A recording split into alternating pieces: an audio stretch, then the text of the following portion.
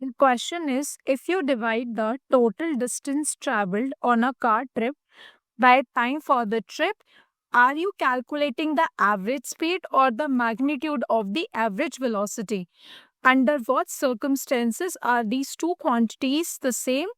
Illustrate with the help of an example. So, first of all, it is given that if we divide the total distance by total time, so total distance covered upon total time taken is the formula for average speed.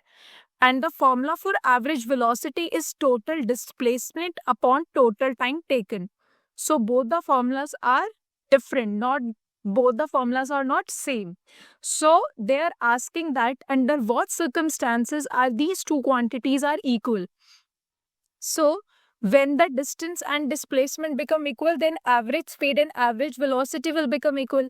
And in which case the total distance and total displacement will become equal when the motion takes place in a straight line, when the object goes in a straight line. So in general, average speed and magnitude of average velocity are not same. Average speed is always greater than or equals to the magnitude of average velocity because it is the total distance traveled which is always greater than the total displacement. That's why average speed is always greater in magnitude as compared to average velocity. The average speed and the magnitude of average velocity are same when the car travels in a straight line without changing the direction.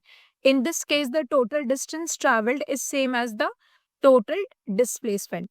That's why the we can say that the average speed and average velocity will become equal. So we can understand with this with the help of an example. Suppose imagine you take a trip from point A to point B.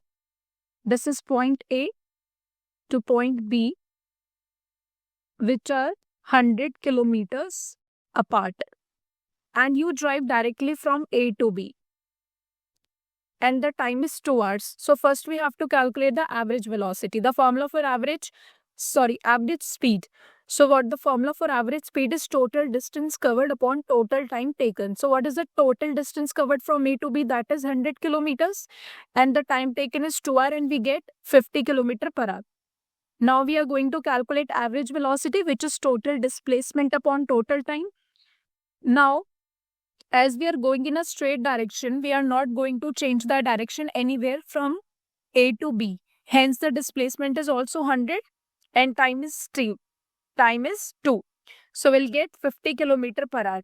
So with the help of this example, we can understand that magnitude of average speed and average velocity will become equal if the motion goes in a straight line and the object is not going to change its direction.